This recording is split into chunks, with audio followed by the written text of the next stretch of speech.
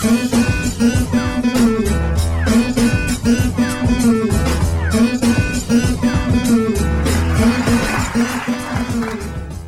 the winner, huge potential, kept the very, very best thing until last, and endearingly geeky. Nick, well done.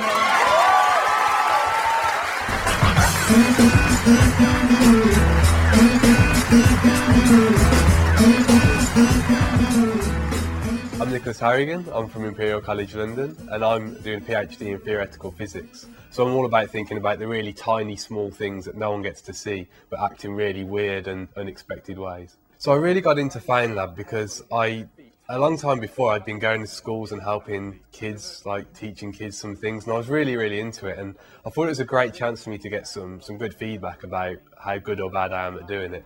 And I mean, I wasn't really decided till the day that it happened whether I was going to go, and I had some stuff about spiders I've been reading about and some stuff about quantum mechanics that I've been doing. And so what I'm going to try and explain to you a bit today is one of my favourite things that Spider-Man can do, which is climb walls. This is what really gets me jealous.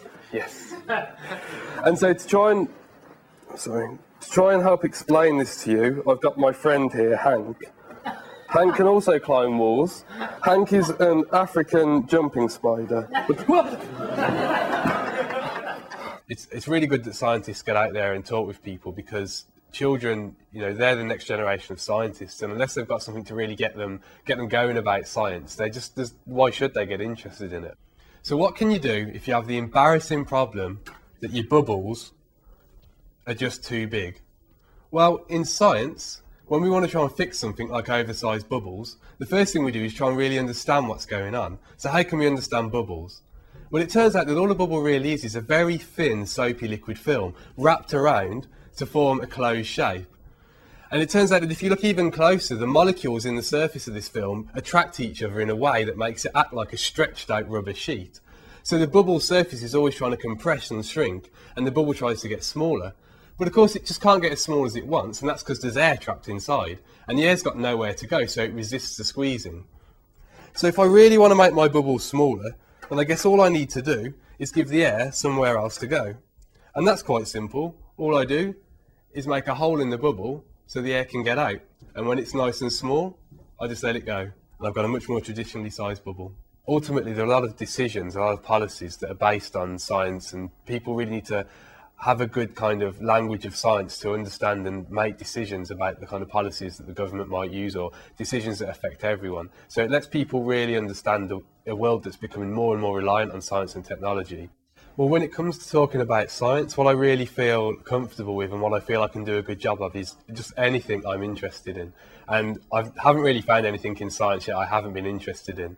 I just love the opportunity to learn about these things in detail and then reiterate what I've learned. So today, I'm happy with anything. Check this out. Remember these things from the 80s? The colour changing T-shirts? Do indeed. Just stop me. Stop me. Uh-oh. What have I done? Stop me when you want me to shut up, right? Just shout at me. Okay, look what happens if I stick this T-shirt in the microwave for like a few seconds. It sort of recreates my armpits on a sunny day. Now, if we take it out, it's going to be heated, right? So what's going to happen? It's going to change colour. But it only changes colour in some spots.